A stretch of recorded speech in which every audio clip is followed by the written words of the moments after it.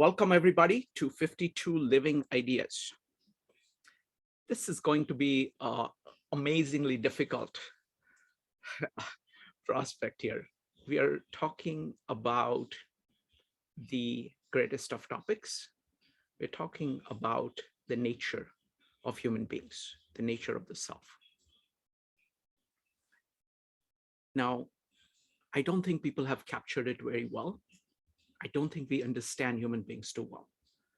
Okay.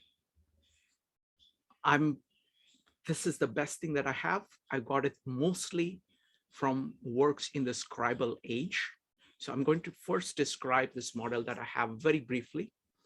Then I'm going to look at Carl Jung's ideas. Then I'm going to look at MBTI, holistically. It's a very different way of looking at MBTI. I'm not a big fan of MBTI. I'm very, very familiar with MBTI, but I'm not a big fan of MBTI because it tends to divide things too much. And I will explain in a moment. And this is a way of dealing with it more holistically. And especially people who are familiar with MBTI, I would love to hear what you thought.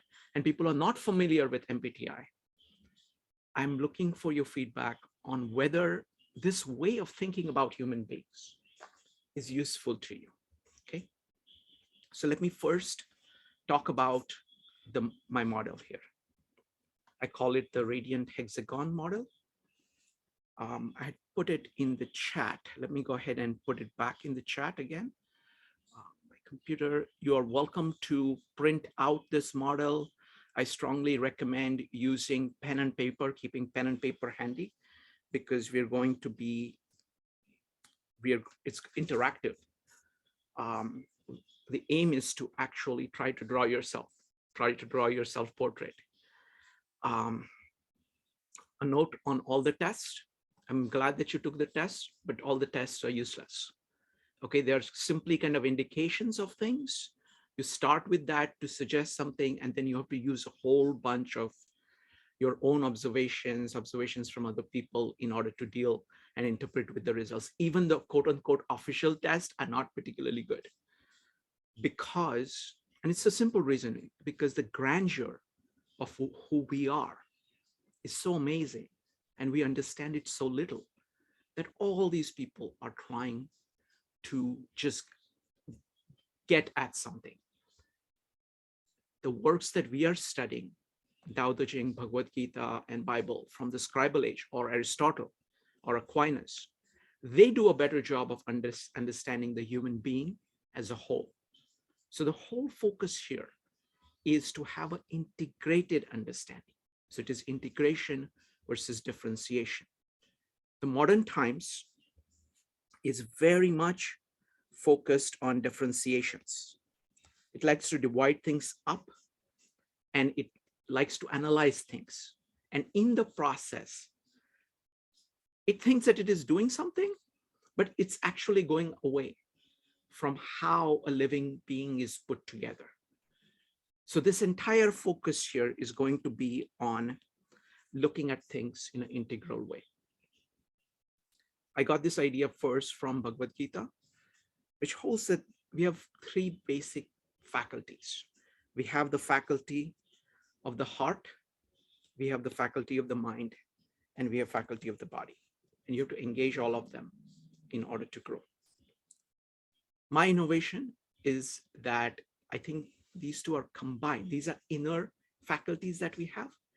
They have expression in the outer world by combining them. By combining your heart and mind, you produce art, produce beauty, beautiful expression, capturing everything. By combining your heart and your body, you have human interaction in a family, build love. By combining your mind with the body at a very large scale, you build the economy. And there are different virtues associated with that. So wisdom is integrated thoughts. Beauty is integrated expressions. Devotion or bhakti is integrated feelings towards your best ideal. Love is the integration of interactions. Discipline is the integration of your actions towards your goal. And all these virtues build on one another. They're all related to one another and build on one another. You cannot understand one without the others. So that in brief is my model. Now I want to bring in ideas of Carl Jung.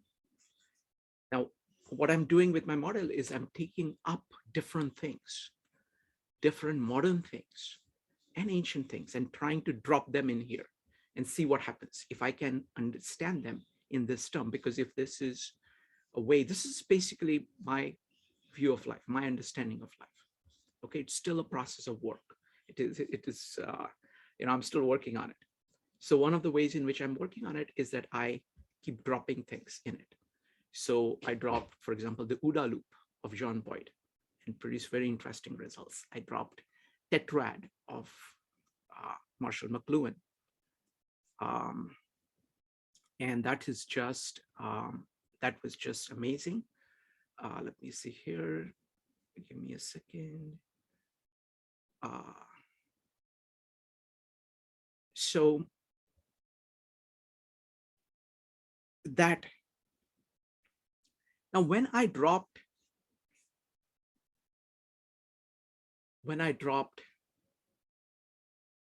Carl Jung in this, it was astounding, because actually I learned a lot more about the nature of this whole, his ideas. It's so, Carl Jung is deeply influenced by the Indian ideas, and he has his own original take on them. The best work, my favorite, absolute favorite, by Carl Jung is one of his shortest works and the most artistic of works. Of course, there is the Red Book, but there is something that he has written. It's called The 7 Sermons to the Dead. It is just brilliant. It actually captures the same thing. So he says, all of this, he calls pleroma. So this is what it is, all aspects of it. The void at the edge and the radiant center in the middle, all the different colors, all the different variations, all of that. He calls pleroma, everything. Then he has a concept of the thing in the center here, that is God the Son, Jesus. It's the ideal, is truth, ideal, right in the center. This over here, if you drift, as we learned in Outwitting the Devil by Napoleon Hill, if you drift out, away from the center, you go into nothingness. All of this I had. It is already there in the diagram. So firstly, you have to realize that this is the whole. You can call it the self. Never forget the whole. If you lose the whole, you lose everything. You lose everything. So the whole is the first thing and the basic thing you have to keep in mind. The second thing is this radial movement, that there is a center, there is light, and there is darkness. Light is the source of everything. It is the universal principles that shape life. Darkness is when what you're doing no longer is responsive to life. Light, it is turned away from light and it begins to go into darkness. So that is the direction. So you're always standing here and you have this choice, towards the center or away from the center. But the concept that blew me away is his concept of creature. He's saying that we are creature. We have a certain nature. We have a certain identity. We are what we are. And it is critical to accept that and to start with that. You may not understand it too well, but you have to know that we have identity. So this radiant hexagon is you in this diagram. And he calls it abraxas. And it is amazing thing. It is basically living thing. So to use Louis Sullivan's ideas,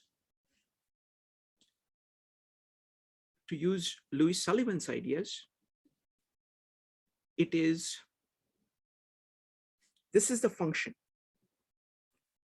that grows. Imagine this is the seed right here in the beginning. It grows into a sapling, and in this white hexagon, it is a fully flowering tree bearing fruit. So it will bear more seeds, and so it's basically at the full fruition where you're able to create and recreate that state. When a leaf falls off, it falls off in the periphery. Now, the periphery is not bad.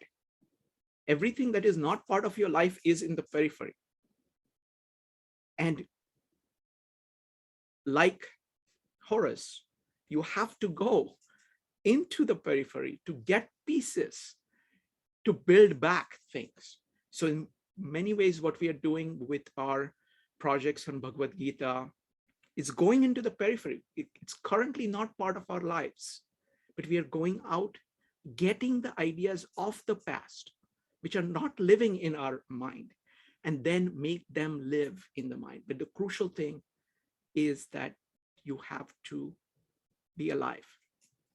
Being alive means being present. It means being sensitive to what is the center, what is the light, what is the truth, what is the goodness, and having the discipline, prudence, wisdom, beauty, devotion, and love to pursue it.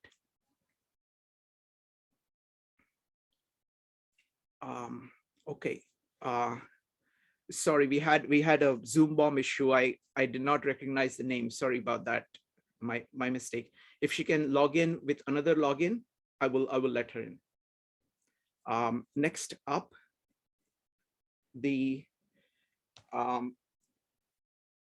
so this is the ideas of Carl Jung. Now, what I want to do is I want to just say one last thing about Carl Jung, and then we will go to MBTI.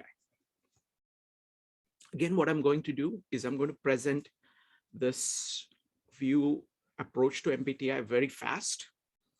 And then we are going to go into breakout rooms. There'll be 3 breakout rooms. And in the breakout rooms, please collect all the questions that you have and then vote on the questions and identify the 3 best questions you have in the breakout room. And then I will answer all the 9 questions, and then I will talk to people individually about whatever questions that they are. So it's going to be very interactive. I want to put a lot on the table, have you guys brainstorm questions, and then come back. All right. So one of the deepest, so the question is, how do you integrate these things? You know, these are various things. How do you integrate these?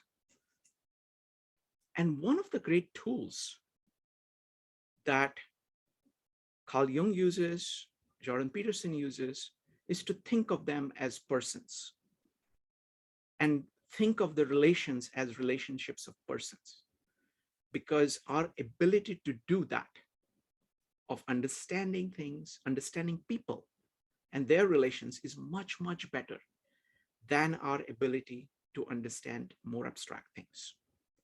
So this is the idea of archetypes, but think of it as family. We're not looking at independent archetypes. We're looking at it as a family. So this is family within you. These are the functions within you.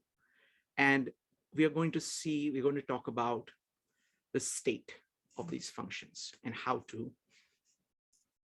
how to think about them. All right, let me see here. Let me go back. All right. So now I'm going to really jump and let's see how this is going to work. So these are the two diagrams here I have. They are identical. So I'm going to actually draw two types. I did an exercise with some friends who drew themselves using things, but I've come up with a better way of doing that. What I'm going to do is I'm going to draw two types. One is INFJ, and second is ENTJ. You don't need to know much about this. Can you type in chat, how familiar are you with MBTI? 4 if you're very familiar, 1 if you have never heard of it or you don't even know what it is, 3 and 2 in the middle. So go ahead and type in one number. Madeline is 3. I don't believe you. You are definitely 4. All right, there is a lot of people who are familiar with various things. Okay, so I'm going to, okay, so about 2. That's fine. So what I'm going to do is that in the interest of thinking holistically, I am going to simply start describing a person. Okay, I'm going to start first describing a INFJ, and I'm going to describe their functions one by one and how they play within them. Again, I'm telling you, this is very, this is really almost at the level of alchemy, okay? You can look at it as an artistic presentation. This is not science. All of this stuff is very approximate. And ultimately, as Gnaneshwar puts it very beautifully, what really matters is the self. And it's the core of your being. And you have access to it. So you are the sun. And what I'm saying is at most, it's like a firefly trying to show light to the sun, okay? So you know yourself. Never lose track of that when anybody is telling you about all these things, okay? Including myself. But making these distinctions, I think, helps in understanding ourselves. So that is the purpose of what I'm doing, okay? So you can see that there are these 4 levels. This level inside, this is closest to the center. It is the most advanced. So when your skill is the most advanced, I'll map it here. When it is average, it is over here. When it is worse than average, it is here. When it is really low, it is over there, okay? So we are going to draw that. Now, there are 2 ways of drawing it. So I'm going to draw it using the MBTI technique first. And once I've done with that, there is a much more simpler way I have of drawing it using my diagram. Okay, so let's look at INFJs. INFJ, the first function is NI. Okay, so that is introverted intuition. What is introverted intuition? So I'm going to explain the functions as they occur, and hopefully you will get a sense of how it is, what these things are and how they operate. And I've deliberately picked 2 very different kinds of types, so you will be able to see them, okay? And again, in the breakout rooms, there are many people here who are very familiar. So ask all the questions. We'll come back. We'll have a lot, you know, I will answer every question that you have. Okay. All right. So let's look at INFJ. So INFJ's first function is NI over here. I'm going to represent the dominant function this way. So what does dominant function mean? That means it's your go-to function. That's the one that you're strongest at, one that you are most skillful at, one that actually gives you energy when you use it. You love it. You're good at it. You've been doing it for a long time. That's what a dominant function is. Now, what is NI? NI is introverted intuition. It is your way of pulling in, pulling together all the insights into a vision, something that brings together things which are not even verbal at the edge of your consciousness into an integration. It's an emotional integration. It's a vision. It's a vision. It's ability to have a vision from everything that is around you. So that is NI. Now, the second function for MBTI, for INFJ, is this function called FE. Okay, this is called the first function is called the dominant function or the hero function. So that is like your driver of the car. Okay. The second function is the navigating function. It's the guiding function. What the first function relies on to set the direction. So I'm representing the role of the second function like this. Notice that both these functions are in the inner core. So it's the highest level. All right. So what is the second function? FE. FE is your capacity to love other human beings, your ability to be empathic, yours actually caring about the people of this world and of people around you. So that is guiding your intuitions. Okay, so this is a very short version. That's what MBTI, lot of MBTI just focuses on that. But again, what I'm saying is that you can't really understand people like this because this is just two functions. Again, the principle is keep always focus on the whole. There is this entire self. What about it? Where does that fit in all of that? So let's go to the third function. The third function is not as good as the first two functions. Okay, it's called the child function.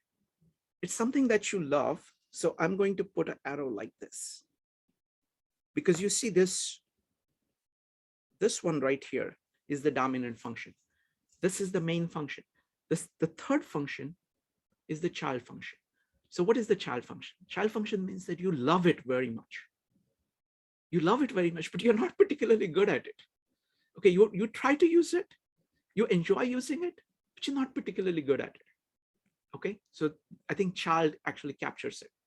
So if you want to look at the car, you have the driver, which is this function over here. You have the navigator, which is this function over here. And this is a little child in the seat, delightful to have there. And it makes the trip very much enjoyable, but it's not doing much in driving the car. It is helping you a little bit, okay, but not too much. So that's the third function. And then there is the fourth function, which is even at a lower level than this.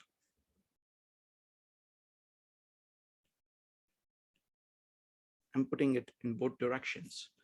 I will call it the spouse function. It's called Anima or Animus. It is the spouse function. It's basically something that you lack and something that completes you. Something that completes you. That's the best way of thinking about it. So let's take, I want to give you, we have been studying Tao Te Ching. Tao Te Ching is basically very heavily INFJ.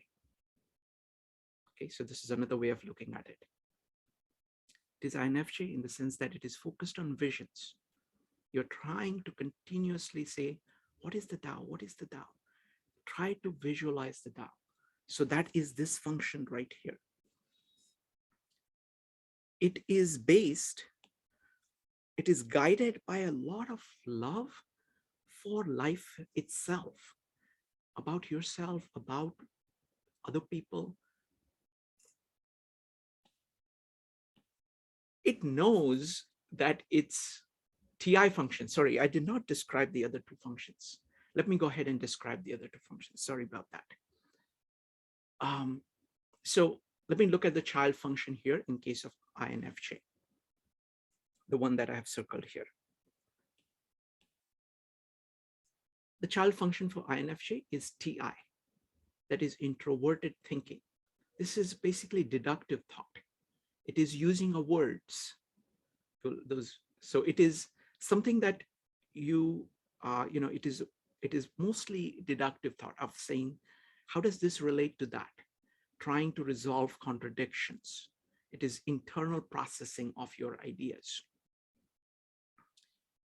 And I did not describe this function either, the SE.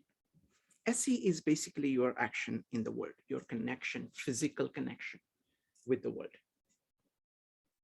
It's your ability to move. It is the beauty of movement. It is full use of your senses in order to connect with the world. But I always think of it as movement, of being able to move well. Now, let's apply it to Tao Te Ching. So we said that it is largely about having intuitions guided by love. It likes to talk, but knows the limits of its talks. So it says, Dao ge dao, fei chang dao. Ming ge ming, fei chang ming. So words are not eternal. So it actually lowers the value of words. And what is the spouse of somebody who is the Taoist? It's the nature, it's the physical nature. It is the one that gives you peace. It is the one that gives you the physical grounding. Okay, so that is a quick view of the first 4 functions of INFJ. Now let's see. Now I have to decide whether to do the other. Yeah, let me go ahead and do the other 4 functions of INFJ. So far we have covered only 4 functions. What about the other 4 functions? What are they? So remember, this is a family. All of them are working together. You need your spouse. You need your child. You need your father. You are the hero, so you are here. But you need the guidance from the child, from the father. You love your child, and you need the support of your spouse. So those are the main functions. Now there are shadow functions. The first one is right here. And I'm going to just put a line like this. I call it the brother function. Like, for example, for NI and NE is like, NI is like bringing things in, and NE is exploring things. Typically, I have found that for those functions, for most people, it's pretty strong. It's not as strong as the main function. There is a tension between them because they're pointed differently, but they actually build on one another. Like if you want to have visions, you actually have to go and explore. And that serves as an input for you. So there is this brotherly rivalry. At the same time, there is a win-win that is there. So that's the second function. The first function in the shadow functions. So that's our 5th function. Now, the next one is going to be, give me a second, I'm going to put it here. This function, this, by the way, the 8-function model I'm using is by John Beebe. He does a fantastic job of that. We have got one video that I've put on the meetup page. That's our most popular video, Richard Owen, one of his students presenting, followed by the discussion with John Beebe. So this function, he calls the crone or senex. Basically, it is a criticizing father or criticizing mother. So this father is loving and supporting. This father or mother is critiquing you. Okay, so that's that function. Now there is another function here.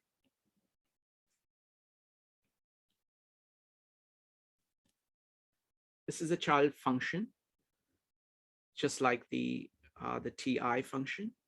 This child function, they call it the trickster. Basically, this is a very naughty, mischievous child that gets you into trouble. Always gets you, always gets into trouble, and you have to figure out, like, for example, for an INFJ, I'm going to describe first, I'm first describing the archetypes, and then I'm going to describe the functions.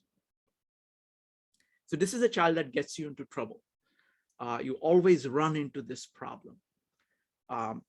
And the function which is the weakest typically, this is all typical, by the way, there is a lot of individual variations, is like the demon function, which is the one that trips you up the most at the deepest level, the one that you are weakest at. Okay, so that is the entire skeleton of it. So now let me describe each of these functions. So any is extroverted intuition. It is all about seeing the possibilities of what is possible. It is going outward into the world and seeing possibilities in the world. The function right here, FI, is introverted feeling. It is your sense of value. It is your internal feeling. The FE over here is yours being aware of other people's feelings and being empathic about it. This is your individualistic feeling, your sense of value. The third function here is TE, and we're going to look at it in detail when we look at ENTJs. By the way, my understanding of the TE is not very good. So whatever I say, take it with lots of grains of salt, okay? That's my weakest function. And my weakest, so just a warning. So what T is your ability to plan in the world and to organize action of many people across multiple space, across time. It is your organizing ability in the world. So typically INFJs, they will not be particularly good. That will be one of their weakest function. And the last one here is SI down here, which is about memory and about actually kind of remembering things. How good are you at remembering things and using what you remember? Again, those two functions are kind of the weakest for INFJ. Why do I have this? Okay, all right. So that is an INFJ. Okay, now let me just quickly draw. I'm not going to take that much time. Let me see how we're doing on time. Okay, I'm going to quickly draw this for an ENTJ. Then I'm going to talk about relations, how we can use this to see relations between people, a very quick take on that. Then I'm going to show you how to map this in my diagram, which is a lot more easier to do. So ENTJ, their first function is TE, the planning functions. ENTJ is like INFJ is like a seer, an artist who's actually bringing to bear different visions, like Mahatma Gandhi, for example. ENTJ is somebody who is a planner, is like a CEO, is the most easiest way of thinking, is trying to plan things. So that is the function. Now that is being guided by NI. So he's a visionary. He's a visionary. The visions are guiding him. Remember that in INFJ, visions was the primary thing. That was they were trying to do.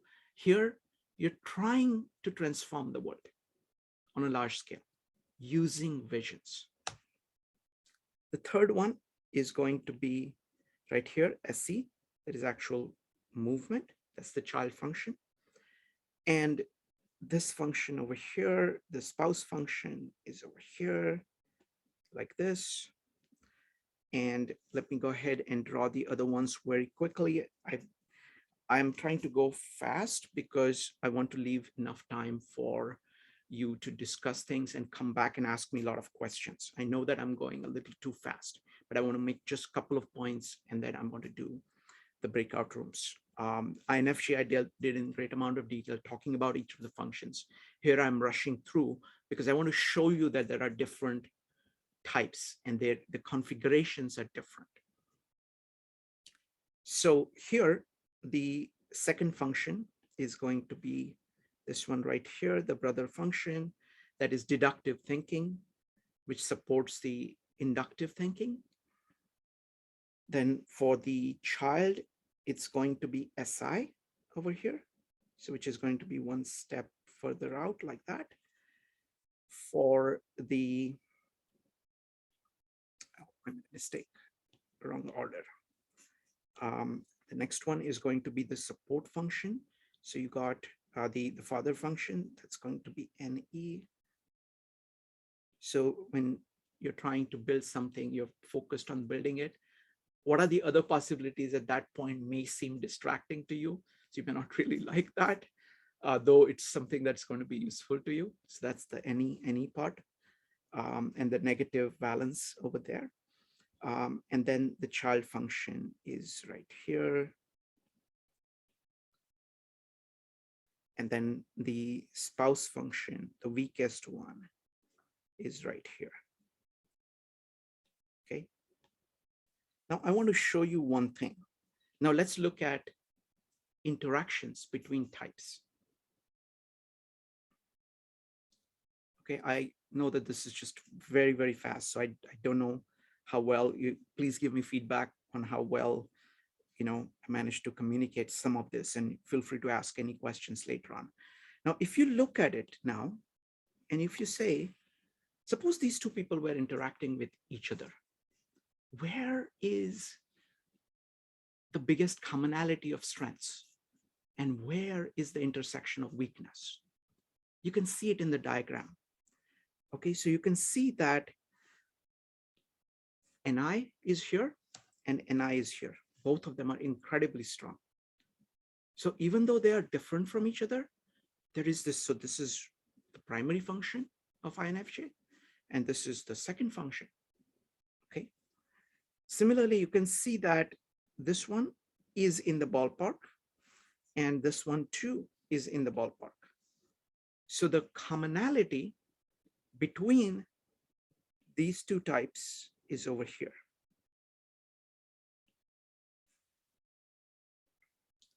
Okay, now if you wanted to look at where the problems lie, problems will lie where one person is very strong and the other person is very weak. So the one clear, you can see here that TE is here and T is here. So this interaction is always going to cause trouble in their interaction because ENTJ is superb on T and INFJ is so weak on T. Also, you can see that FE and FE. So these two are areas of conflict. So, but just simply knowing these things, just identifying that that's the area of conflicts, or areas where the other person will say, why are you doing this? Because they are so good at it. They don't realize, because they actually respect you for the commonality and they expect you to be as good on everything, and vice versa. So this is a way of understanding. So all of this, there are two uses of it. One is that it gives you a little bit better understanding of yourself. Second, it allows you to understand other people a little bit better. Okay, and if that's all it did, that's a good start. So all the measurements, etc., are not that particular, that change over time, changes, there are all kinds of issues with it. So you have to combine it with lots of things. So I will be happy to answer the question about what kind of things that you need to take in order to try to get at who you are. But getting at who you are is important.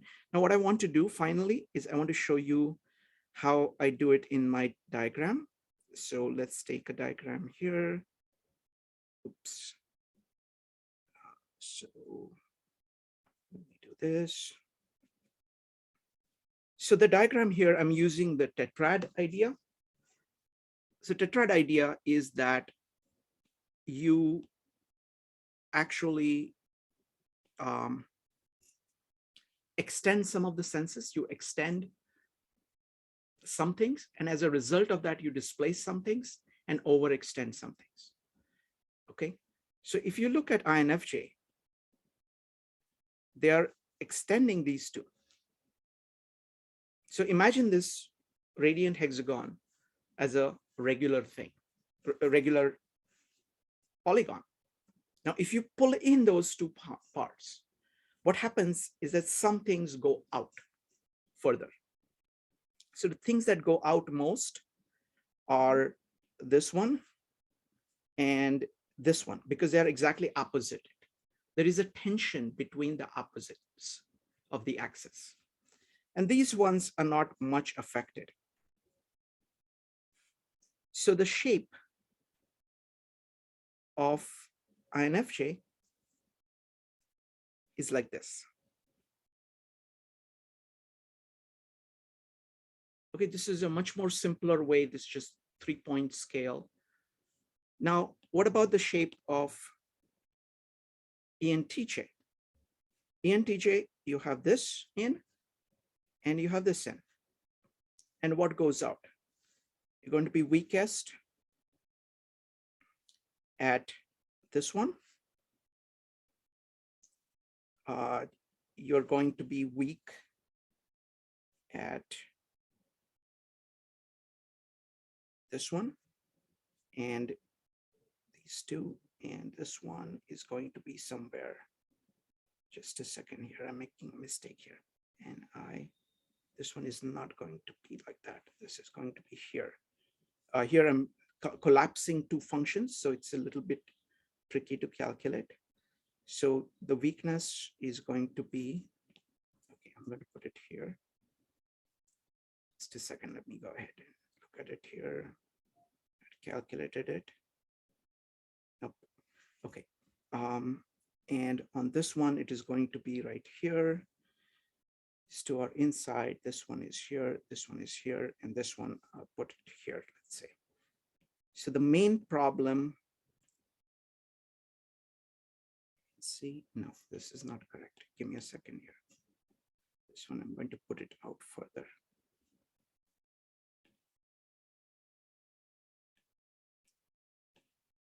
So something like that.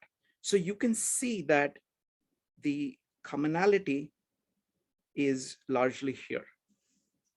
So let me use the right color here. So the strongness commonality is here, and the problem is over here and here. So this is a very quick way of kind of diagrammatic, doing a diagram of this. So that's what I had to kind of start out this conversation with. Let me go ahead and stop broadcasting. What I'm going to do now is I'm going to create breakout rooms. The leaders are going to be Joe, Evanik, and Becky, who are the co-host. The plan is to simply ask questions, collect all the questions, and have people vote on it, have a discussion to choose the 3 best questions that you can think of. Welcome back, everybody. Welcome back. So now let's see what questions people have. So we'll start with Becky, followed by Avani, followed by Joe. Becky, go ahead. All right. Right before we exited, the question was, why can't you be naturally strong in two opposite ends of an axis? Okay. What went into deciding NI and NE was going to be mapped together as expression art and SI and SE for actions in body? Mm-hmm. Excellent. And then the third one was, how did the extroverted exerting functions, NE and SE, end up being associated with gathering information in a chaotic way, versus like the introverting sensing functions, NI and SI, ordering. Mm-hmm. Got it. Excellent. Excellent questions. Wonderful. Both axes, both sides. Axis. Okay. Excellent. Next up is Evanik. Evanik, what were the questions in your breakout room? So the questions were, why not an 8-sided figure, since Jung had 8 functions? Mm-hmm. So the next one is, what is the importance of the archetypes? Mm-hmm. And the third question is, sorry, I'm trying to read my own writing. So the third question is, why is the diagram so complex? Okay. And then specifically, why are you using so many different ideas in the diagram? That's the question. Wonderful. Excellent. Excellent questions. Next up is going to be Joe. Joe, go ahead. What functions enable you to become a more comprehensivist thinker? How do we integrate our shadow functions into the model? Mm-hmm. And let me see what the last one was. What is the relationship between MBTI and what other models like the Big Five, Gestalt, or Enneagram work with your model? Wonderful. Excellent. Excellent. Shashan, I would like to add my own question. Please, please. How does Sullivan's idea of like form versus function, like the you talk about like the inverted, I'm not too sure of that phrase, was it inverted man? Inverted self. Play into your diagram? Wonderful. Form versus function, inverted self.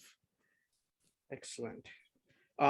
Actually, you know what? If anybody else wants to add any more questions, you're welcome to do that.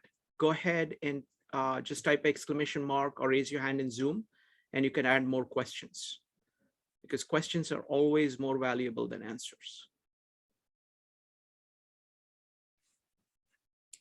Otherwise, I'm going to start with these ones. Let's see here. Okay, so firstly, so there are two kinds. I'm going to first talk about, Judy, go ahead. Yeah, I like to get more into the application part of the model. So if you can guide us into different applications, it's because it's very theoretical at this point. Mm-hmm. And so how do we apply all this? Sure. Let's see here. Why can't we operate two ways? How did we make a decision about mapping octagon into hexagon? All right. Okay. So let me get started. So there are two things. I'm going to start sharing my screen again. Give me a second.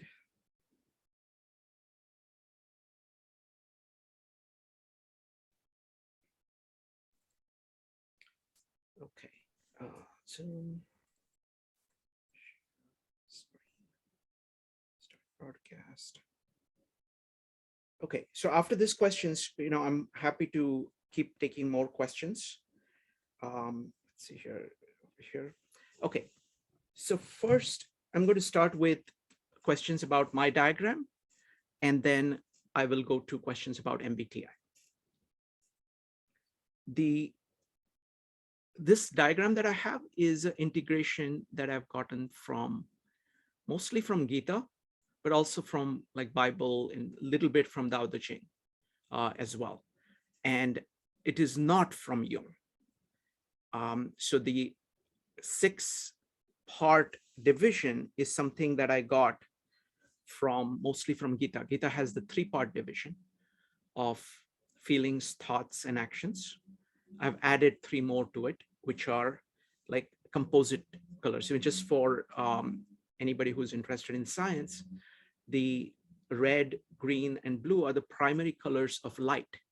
Primary colors of light are different from primary colors of paint. So these are primary colors of light, and the combinations are just mixing of those. So when you surprisingly, red and green makes yellow light. That's what it is. So that's how this diagram came to be, the 6 parts.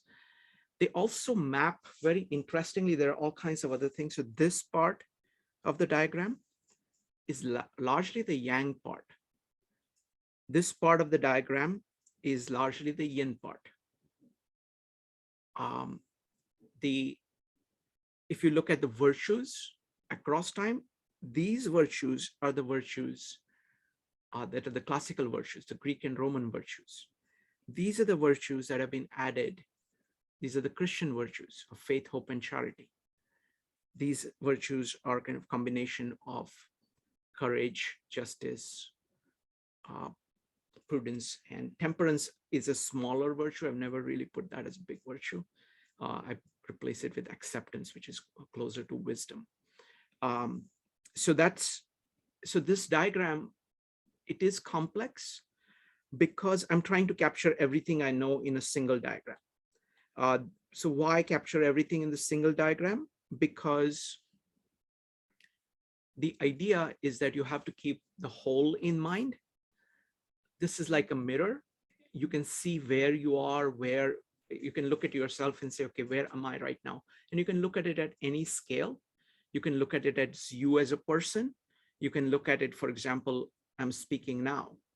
How good am I with loving the audience? How good am I in the devotion I have towards what I'm trying to understand? How beautiful is my expression? How much wisdom that is there? How much prudence am I using in organizing everything that I'm saying and doing here? And how much discipline do I have? So you can use this at any scale. You can look at it in terms of an organization. So you can look at our group here and you can say, compared to other groups, where are we on all of these things? So this offers you a way of looking at things from multiple angles. 6 is a smaller number than 8, so it is better. Now the question, it's very interesting question of now mapping to this. So this is, I have done several meetups on this diagram.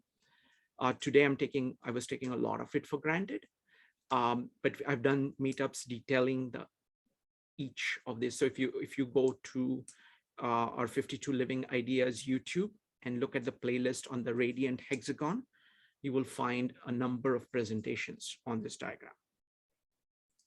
Now, I want to first answer the question about NI, NE, and SI, SE. You know what, I'm talking too much. Maybe I should make it more interactive. Okay, I'm going to answer these questions very fast. Please do follow-ups and please ask additional questions, okay? So NI, NE, why do you put it? Why do you put it together? Actually, in the way I think about it is that, so you can look at it this way. So these are the 2 axes. This is the judging axis and this is the perceiving axis. Now, I've always thought that the judging functions and perceiving functions work differently, and their dynamic is different. I actually, when I think about NI, I think of NI like this, and SC, SI like this. So that's how I actually think about it myself, because the reason for that is NI is your vision going towards the center. It is narrowing. Whereas NE is going out and trying to grab more things to get into the radiant hexagon. So that's how I actually think of, this is E, sorry, NE. SI is all your memories. Typically the memories are not, many of the memories are no longer kind of living part of your life. They're just there. Many times they are dead habits. And that's why I put it outside. And SC is what you're actually doing in engaging the world. That's why I put it inside. So I actually put it this way. It is difficult to do the charts in this format. So that's why I used, just putting two axes like this. I put NI closer to this and NE closer to the thinking part. I think there is something to that. And I put the SE closer to the thinking part and SI closer to the emotions part. So those were the choices that I made. But anyway, I'm not thinking primarily in terms of Jung's psychological functions. Jung's psychological functions was a very small idea for Jung. Jung's big ideas have to do with the center, with the living thing, and this, the shadow, the darkness, which is there. So the radiant movement is what is really the core of Jung's contribution. So radiant movement, knowing that you have to keep, that your self is much larger than what you're conscious of, your ego. And you have to be willing to, put it in Louis Sullivan's words, let life break in on you, and you have to break out on life in order to grow. So that's how I think about it. Let me see. Does anybody want to do a follow-up to this so far? Because I don't want to talk continuously, if I can help it, and then I'll keep bringing in other people. Does anybody have any kind of follow-up question? I have a follow-up question. Yes, go ahead. When you just drew the line there on the white hexagon between thoughts and wisdom, you said that basically what's inside the hexagon is the person as they are, and what's outside the hexagon, those leaves, are maybe possibility or the past or the future or something that is not the actual individual. Was I right? Let me elaborate on that. That's a great question. So basically you live here. When you are pointed this way, that means you're continuously focused on the truth and goodness. You're pointed this way. So you live by having a continuous loop like this. Loop coming from the truth, from the universal principles shaping your life, and you being focused on that. So that is the loop that keeps you alive. And you're mostly living here like this. When you turn your back on the truth, so there are multiple ways. So this whole thing, this area is the area of virtue. You're doing the right thing. You're moving, and the virtue is of different kinds. So there is virtue in human interaction, which is love. There is virtue in managing your actions, which is discipline. There is virtue in dealing with the economy on people at a very large scale, that is prudence. There is virtue of self-knowledge, which is wisdom. There is virtue of expression, which is beauty. There is virtue of feelings, which is devotion. Now, what happens, let's take the thoughts. The thoughts are actually components of wisdom. So wisdom is composed of facts. of thoughts. But often if you just take one thought and get attached to it, it gets away from wisdom. The same pattern applies to everything. It applies that your actions can get away from the discipline. So the action is no longer leading to it. That's what happens with habits. Your feelings can get away from devotion. Your expression can get away from beautiful expression of the truth. So the moving inside is moving virtuously towards the center, the core of your being, core of truth, core of goodness. Moving away from it or drifting away from it is negative and it's destructive. But at the same time, whatever is in the periphery, whatever is in the periphery has the potential of being integrated in. So you have to be continuously open to the chaos which is outside, which is not you, in order to grow. So it is the myth of the hero leaving the walled city, going out, slaying the dragon, and bringing back the gold to the city. So The hexagon is the known. Yes, exactly. And the leaves are the unknown. Wonderful. Thank you. Next up is Madeline. Yes, thank you, Shrikant. This is very, very interesting presentation. Thanks. Well, I had been confused by something, but I think I've got it. I'd been confused because you had drawn the perceiving line orthogonal to the judging line. Usually they're drawn on a continuum, but I can see what you've done is the perceiving functions are intuition and sensing, and the judging functions are thoughts and feelings. Okay. Yes. Okay, thank you. All right, if there are no questions, I'll take questions from the list. So I have answered why is the diagram so complex, because I'm trying to, in the diagram here, let me clear this out. Okay. What I'm trying to do in diagram here is that I'm trying to capture all of it, everything. And this is if you're trying to capture everything, the challenge is always to keep it as simple as possible, but no simpler. So I don't know how to make it any simpler than this. And I'm continuously trying to do that. So on each of the axes, what I have is I have the virtue and I have the piecemeal. I have the integrated version. This is wisdom. And I have this one. I have two different words here.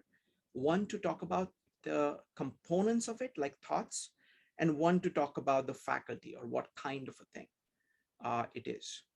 So I couldn't make it any easier than this. Okay, so let me take another question about the gathering of Ni and Ne. So I think, Becky, you were the one who asked it, right? Can you explain the question again? It was Charles. Charles could explain. Charles, go ahead. If you could ask the question. I think Charles has stepped away. Go ahead, Becky. Okay. It was the extroverted exerting functions, right? So what he wanted to know was how did Ne and Se become associated with like the gathering information in a chaotic way? Sure. Absolutely. So that's, I mean, Ne.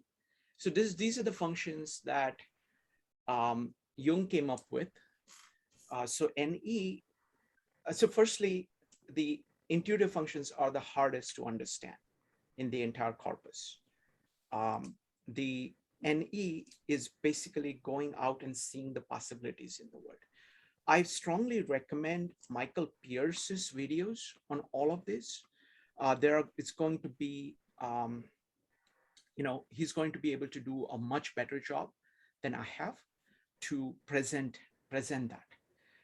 Michael Pierce, both on kind of, he has functions, he has videos about the functions, as well as the axes. One person asked, there was a question about, why is it that you can't be strong on both sides of the axis? Okay, so that's a very interesting question. So let's come back to a diagram with the axes here.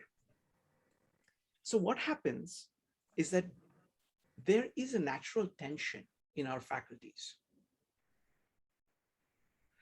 So yes, Steve, 90% of your understanding is from MBTI by Michael Pierce.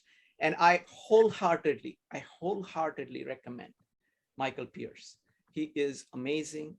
And the reason he is amazing is that he presents things in an integrated way. So he will give you like a gestalt. What does the function look like? What does the INFJ look like?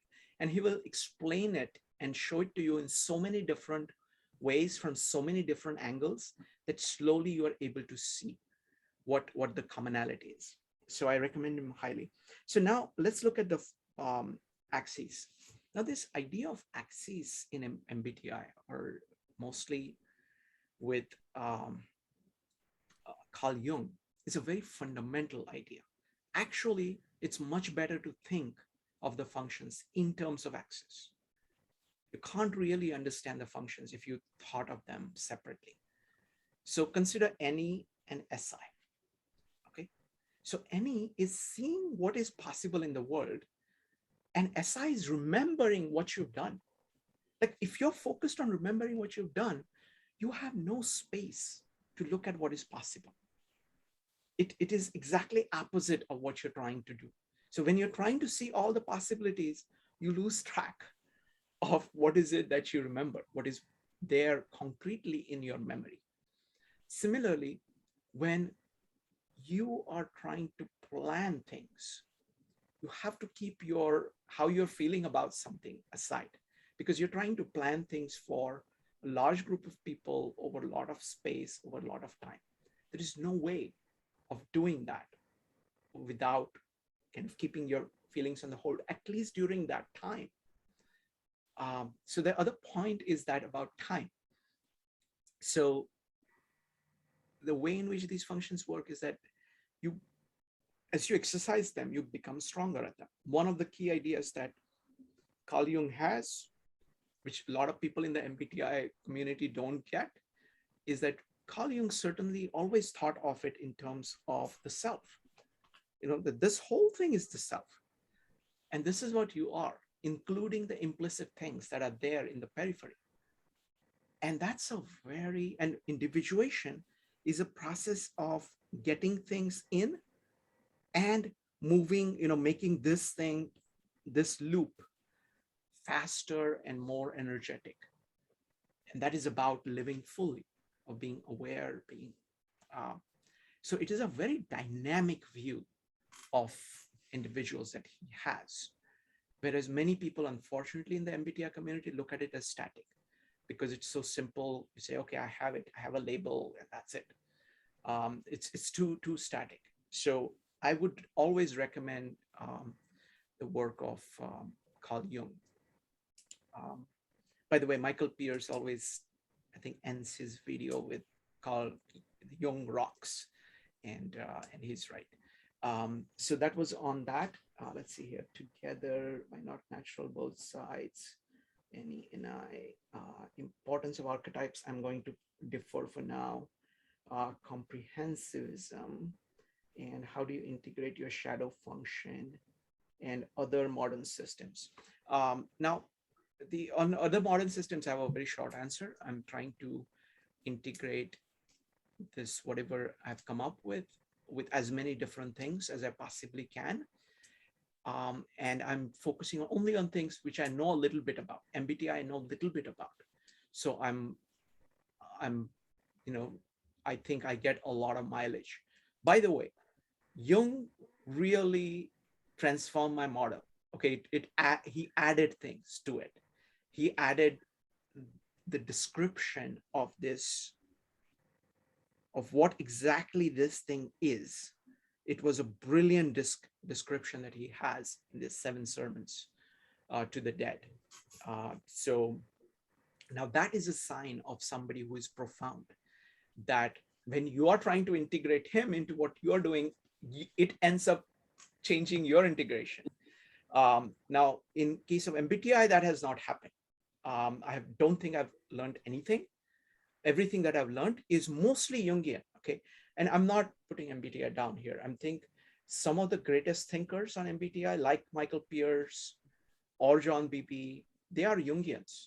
And they bring a lot. I mean, the thing that separates Jungians is that they are actually aware of all 8 functions.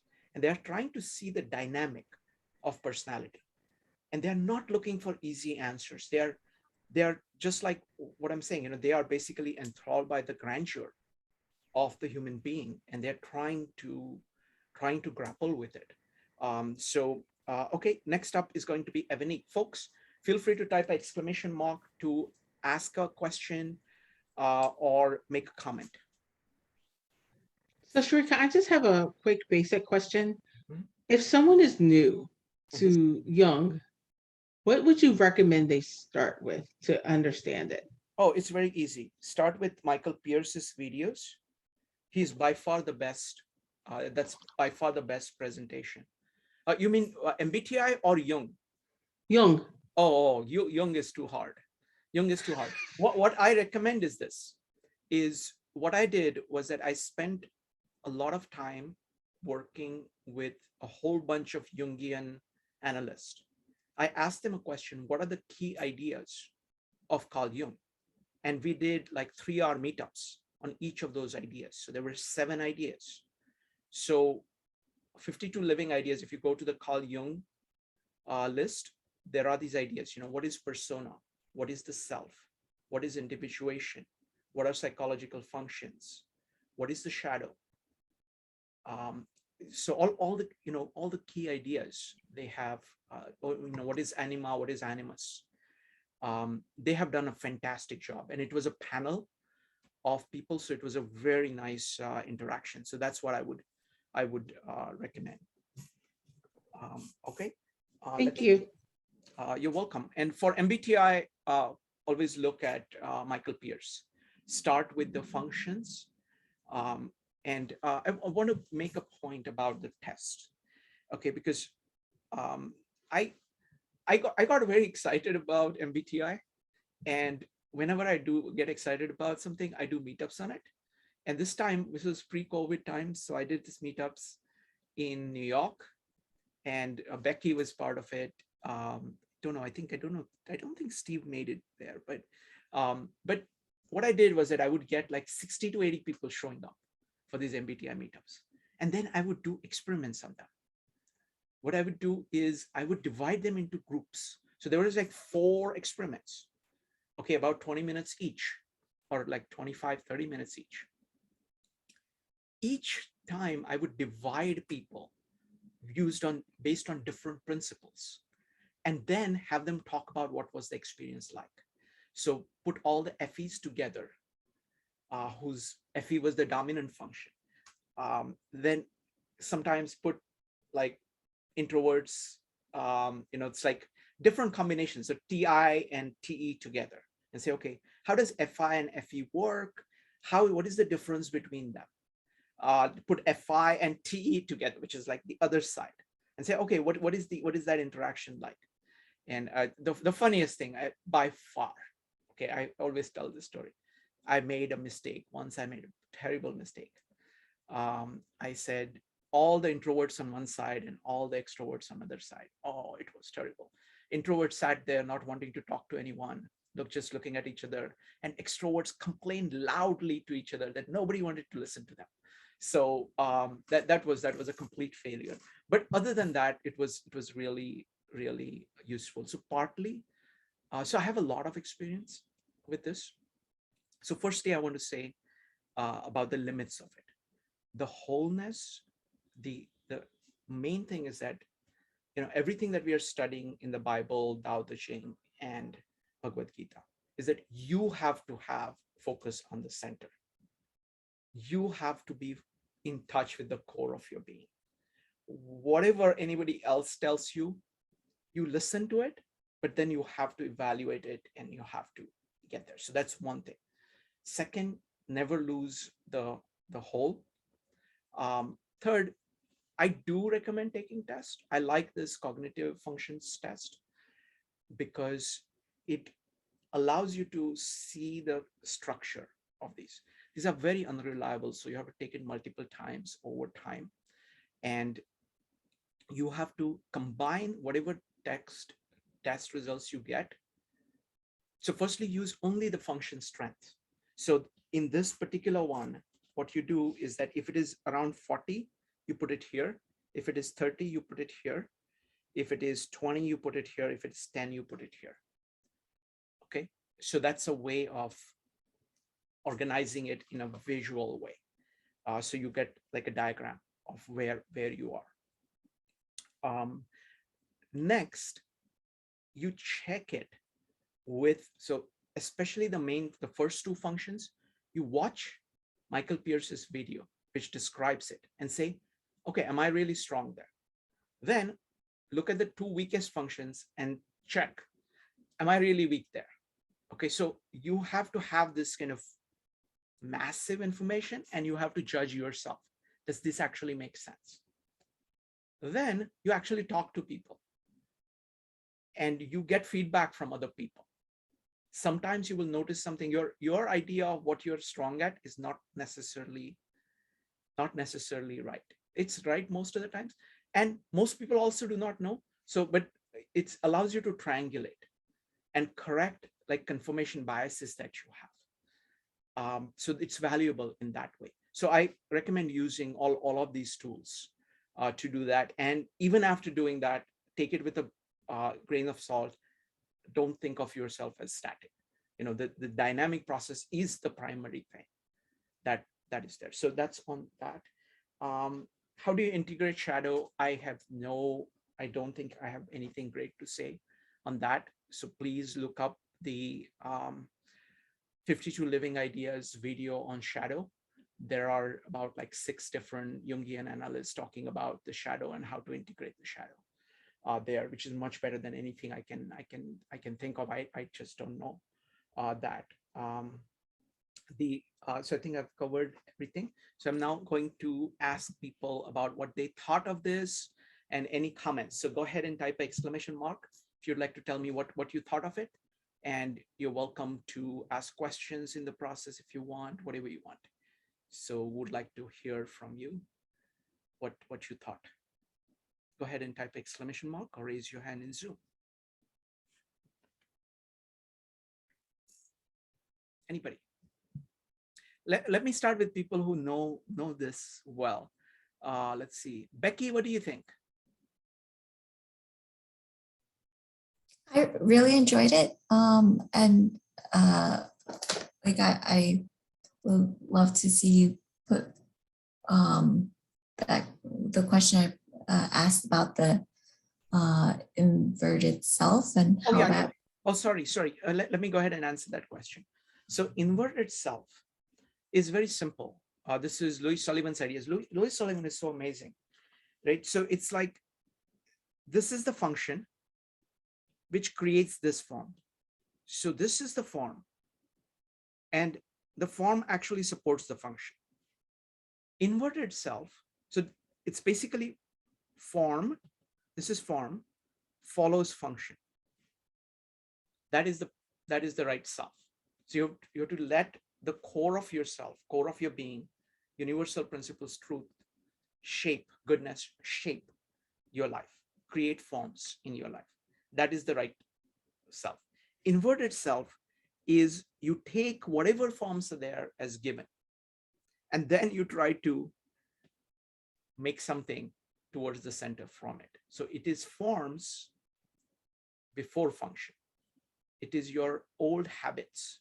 You're holding on to your dead thoughts, dead expressions, dead feelings, habitual interactions, habitual actions, and whatever tasks you're doing without thinking as the starting point in the place of functions, in the place of the center. That is the inverted self. All right. Anybody else? Steve, what did you think?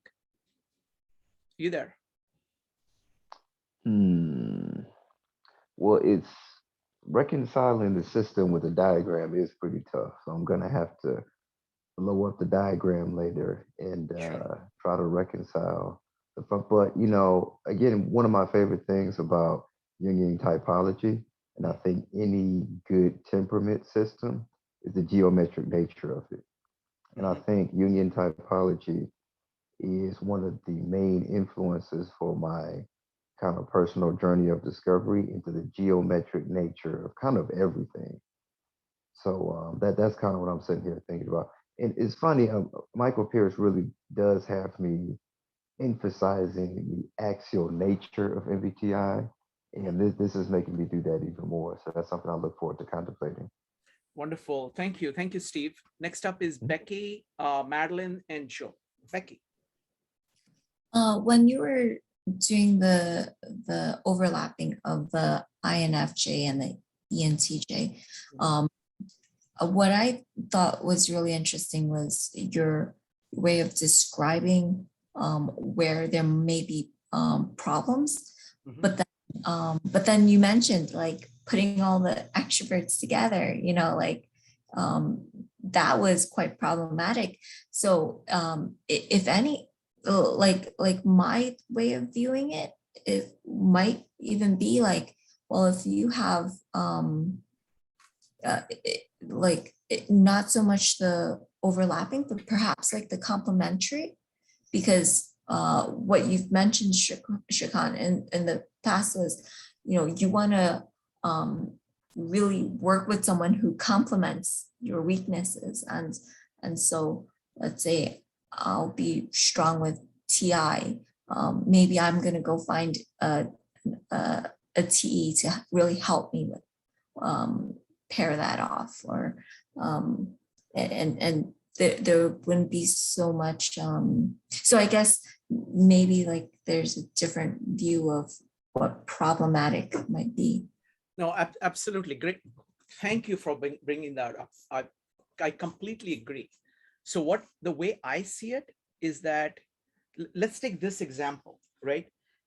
What ideally happens in the interaction. So first point is that I completely agree with you that different types have a lot to offer you. People who are strong in something that you are weak have so much to offer, and vice versa. And the way I have always found of doing win-win in general is that there has to be a common set of values or common set of things that are there in common. And you have to know that, because that's like the foundation. And once that is there, you have to respect the differences. And you have to say, look, I'm not very good at TE, but I need TE. I need TE. And I really am delighted that this person can do it so well. Similarly, this person would say that, you know, I need FE, and I'm glad that this person can do it so well. And so once you do that, this together is able to do like maybe twice or 4 times or 6 times, 10 times what they can do individually. Because again and again, this person is going to trip up on this. Again and again, this person is going to trip up on this. And if they are kind of working together and respect the differences, they can say, oh, you know what? This involves a lot of planning. Uh-oh, let me just get this other person involved in doing that. Or this really requires, I've run out of everything. This really requires kind of out of the box solution for what is needed. So let me try to get this person in for that. Yes, many times the ideas are very weird, but I have great idea to, you know, great ability to kind of narrow them down and kind of eliminate the bad ones. Go ahead, Becky. Yes. So adding on to what you just said, because from my studies of counseling, like what we see a lot is like people who are more thinking oriented in how they interact versus feeling oriented, like that's their preference. Like there's a lot of communication, miscommunication there. But like, let's say we're working together and you're really strong with TI and I'm really strong with TE, but it's the level of strength. Then when we communicate, we're adding onto each other with at the same pace. So there's not that miscommunication happening, but also it's like we're complementing each other in the same way.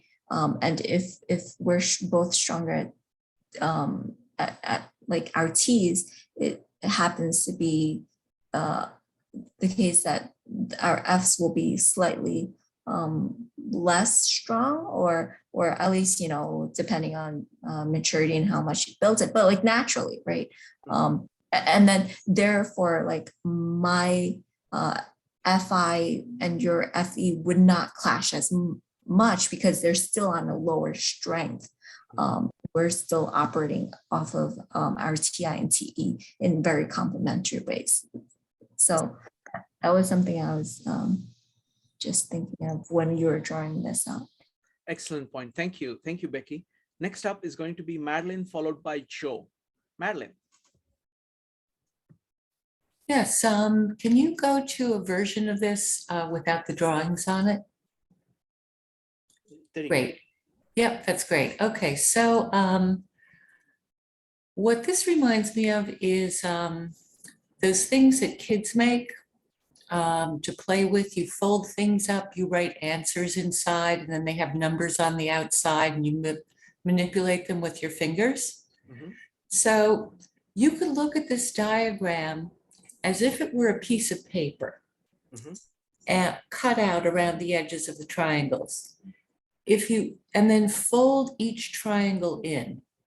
So expressions and art get folded in over beauty, feelings, heart gets folded in over devotion.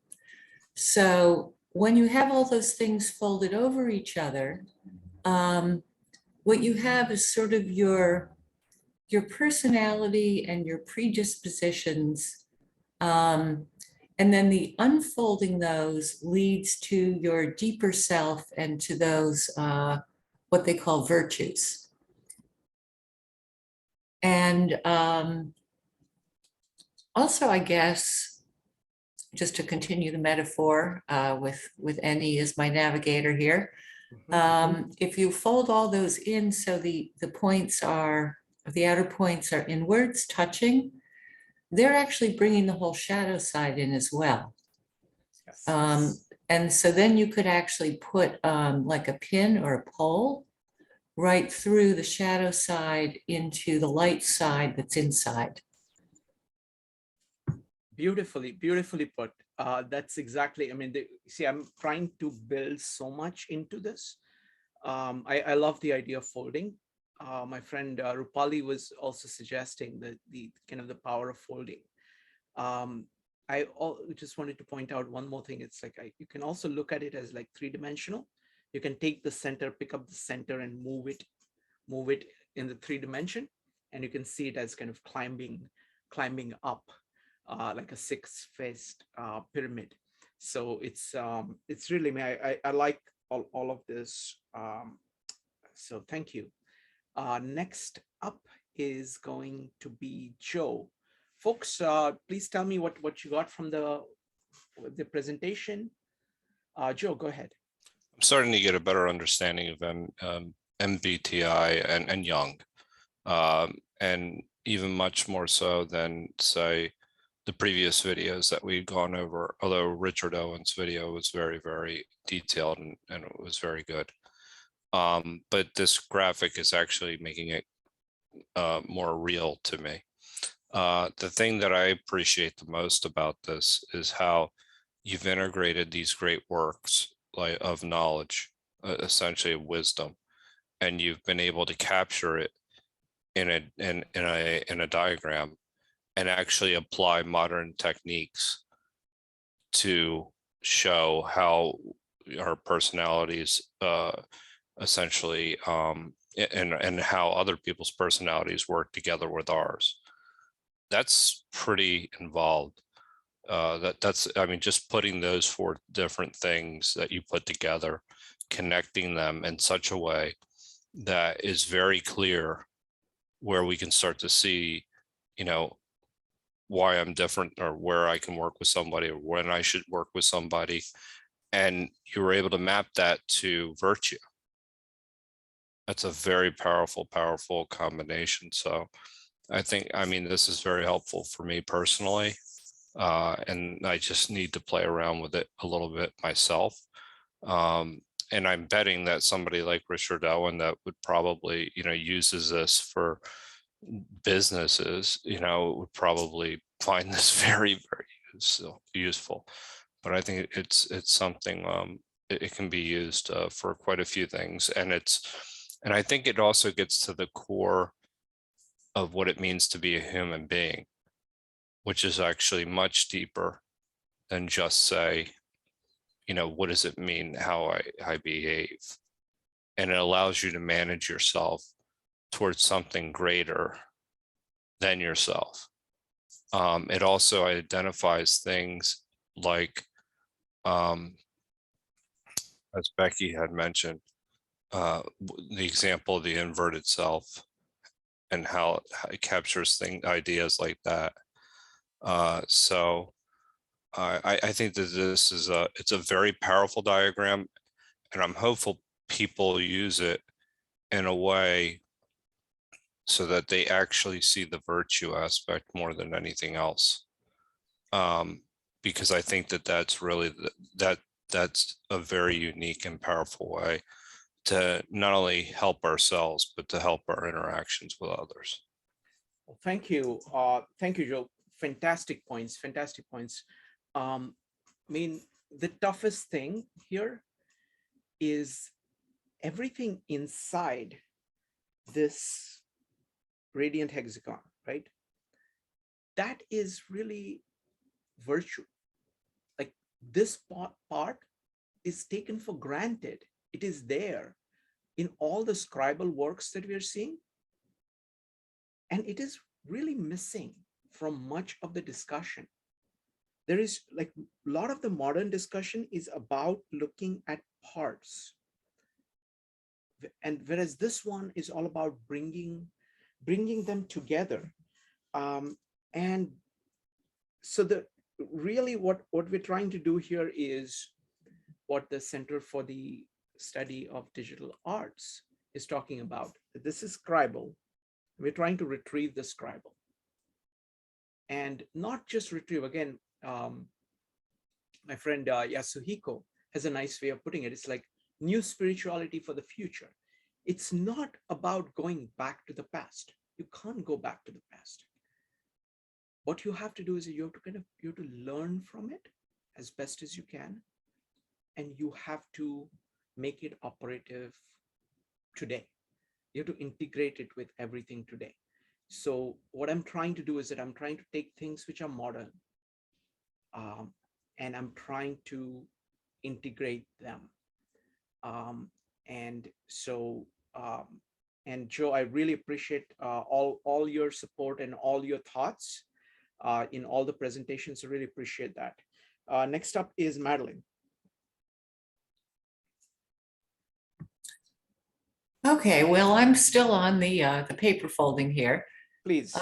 So let's say that we took this and we took this hexagonal star and folded the outer triangles downwards so that the whole thing is now a three-dimensional thing that is resting on 6 tips. So it's got that inner part, that radiant hexagon is kind of like a tabletop. Mm-hmm. And those 6 tips are actually like legs walking along. Mm-hmm. But that would work better for me actually if it were an octagon and had was the functions instead of being a hexagon.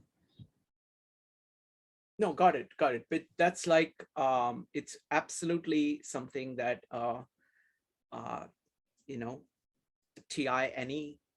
I mean, this is exactly what you know, the number of possibilities that you can possibly come up with. But 6 is better than 8 for many reasons. And because the smaller the number, you know, as it is, this is complex. And the question is, about kind of keeping it as simple as you possibly can. So I think the sixth one works better. So if you look at it, I have given prominence to the three functions, F, T, and S. And I have not given prominence because those are the primary colors. I'm not given prominence to N because I'm seeing N as combination of this, N as a function which is really trying to get to the center or something like that. I think N is a very powerful function, but it is a for different kind than S. See, there is all kinds of stuff. Like if you look at like SI and SE, SI and SE are actually very different from each other of kinds in some ways, far more different than TI and T. The difference between TI and T, far more than FI and FE. So this is also based on my observations about the nature of the perceiving functions. But in any case, I'm not trying to capture Jung. It so happens that today I'm talking about Jung.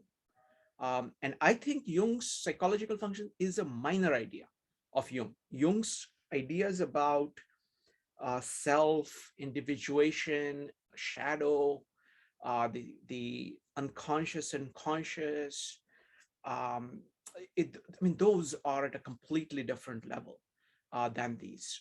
And because those are all kind of radial movement, and radial is the fundamental.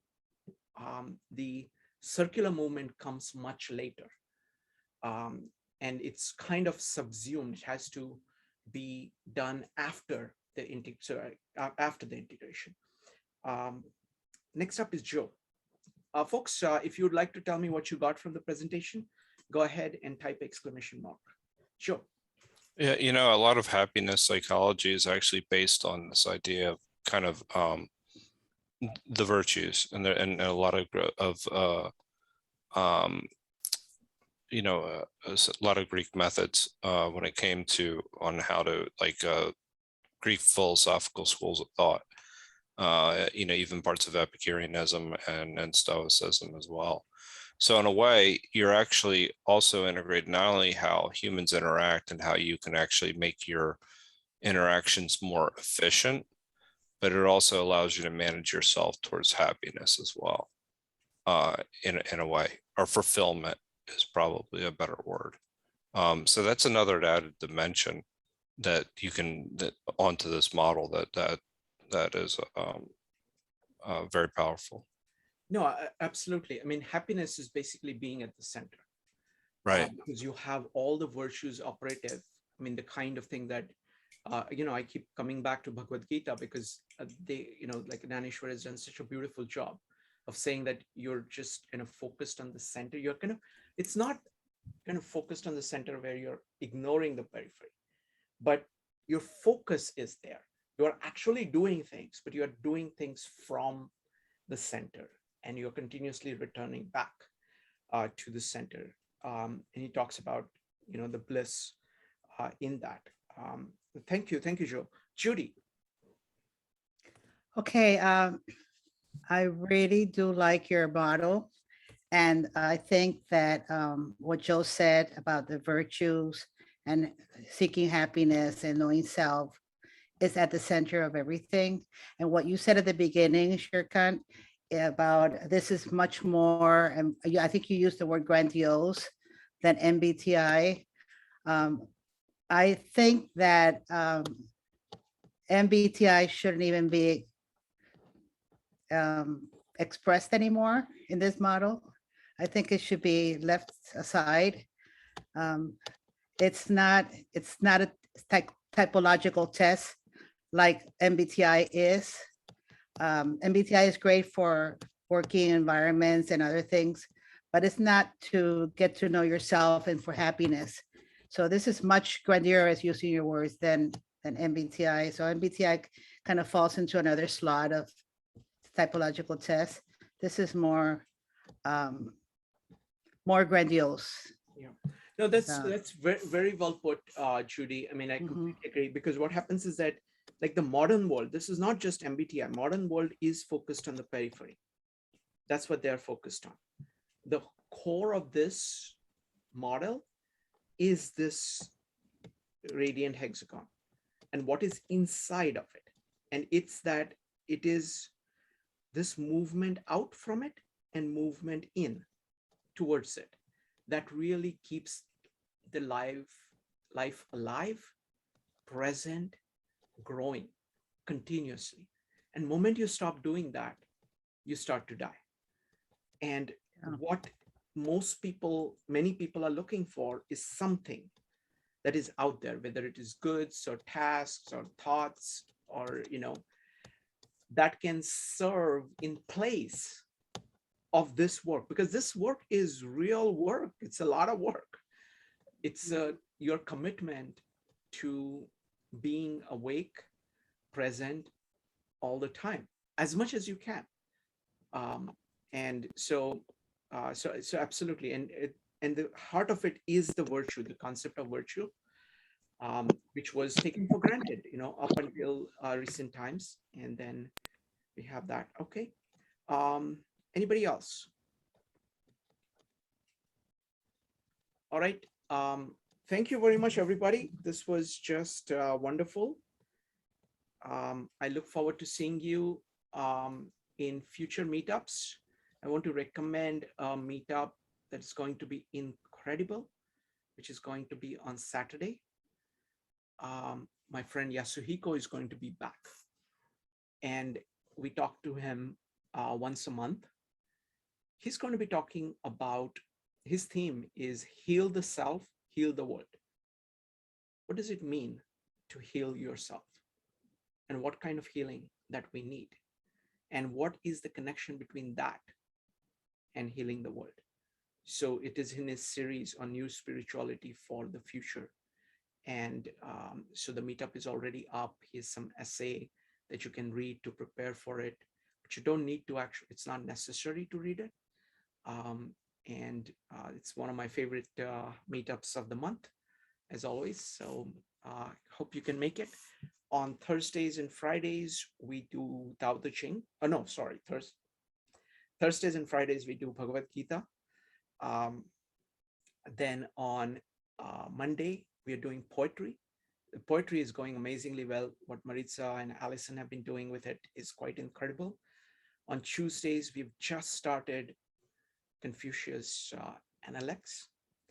By the way, if for Joe, if Tao is INFJ, Confucius is mostly ESTJ. So it's that diagram, and that's why it has a very different feel to it, because it is about T. It is trying to transform the society, organizing the society, and it is using the tradition of the memory of the past in order to navigate on that. And that actually explains the kind of this, you're saying the feel is different. It totally is. I think that would be a very fascinating model to actually show everyone, because the feel, I kept thinking about this all day today. The feel between the Tao Te Ching and what Confucius is doing, and then you can actually show what it is. It's going from the metaphysical to the physical, and that process, what that means. That would be a perfect example for the model, but it is a lot. But what I would say is that it's almost like a sacrilege, because actually what Confucius and Lao Tzu have said, have to say, is so much deeper than what we are talking about. You have so much potential of learning that if you just, like, if people just took that, just kind of applied, this is like a quick application. So I hesitated even before saying it, but I do like integration. So that's why I said it. But really, Confucius is far deeper than that. Like even the model, you can see that the way in which the analects are presented, the dialogue of this entire symphony of his students speaking and asking about topics, that is very much scribal of not just results, not just text, but the entire rich context of dialogue that makes the text live. So there is, it's a very deep work. So if you're not familiar, I don't think anybody is really familiar. There is always, it's so deep work. I definitely recommend the Tuesday meetups.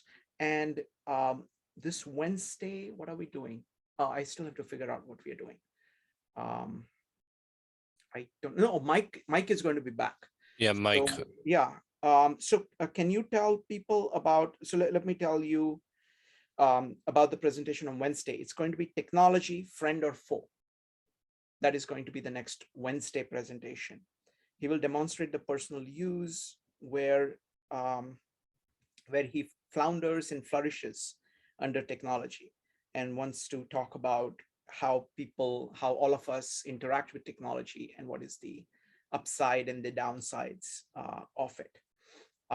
And Joe, you have a meetup on Greater Philadelphia Thinking Society on Saturday. What is it?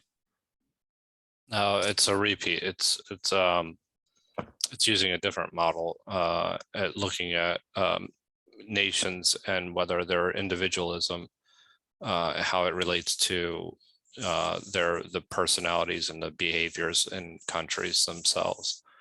So it's a repeat, but I'd rather go to Yasuhiko's. Mm-hmm.